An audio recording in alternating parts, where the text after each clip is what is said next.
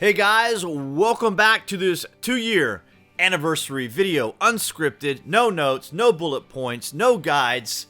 Just me and you talking about this game that we have participated in for the last 2 years. The footage you're going to see today is just a compilation B-roll of early alpha release, the Ivan model series, I like to call it, intermingled with the newer model version that was introduced just slightly after we no longer had our fun long-armed Ivan character. When the game was initially developing, as in when we were getting hints about it back at SOE Live years ago, I wasn't entirely sure if I wanted to cover H1Z1 as I was focused on Landmark and squaring my focus on EverQuest Next, the flagship of SOE at the time. During the course of our H1Z1 experience, we saw SOE become Daybreak. We saw that John Smedley, a little while later, had stepped down, and then Russell Shanks took over, who most recently left himself in October.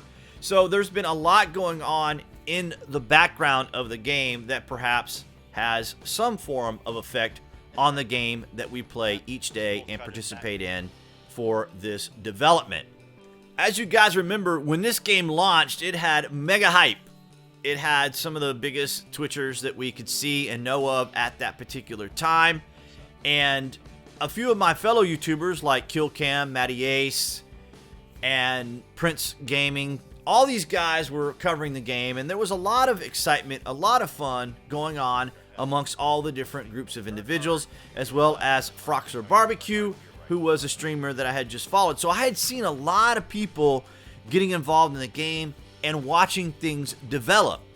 Today, we might say that the development is a little more subdued or a little bit more distance than what we are accustomed to, but I think the development team is doing the best they can under the circumstances.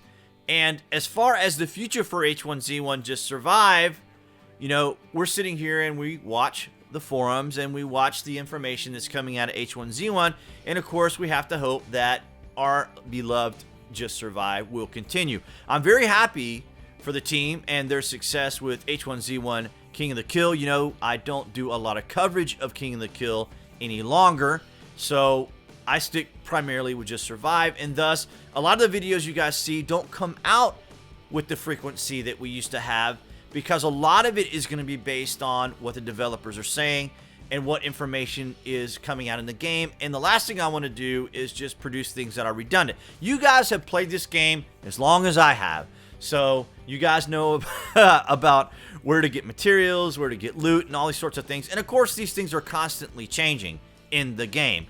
But overall, I've seen a lot of people come back after some of these wipes on the test server and on live, so I'm encouraged by people coming back to the game, and I'd encourage you guys to continue to provide feedback about the game.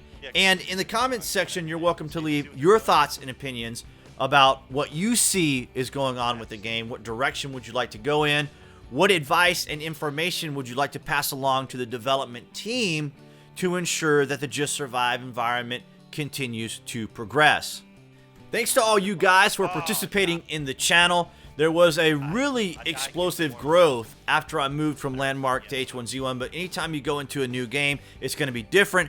Thanks to H1Z1 DB database website, Survivor's Rest, H1Z1 Stronghold, to the H1Z1 forums, the Reddit community that can be an extraordinarily rough crowd of folks, but you guys certainly expressed your thoughts about my content and the game content with a great deal of impunity.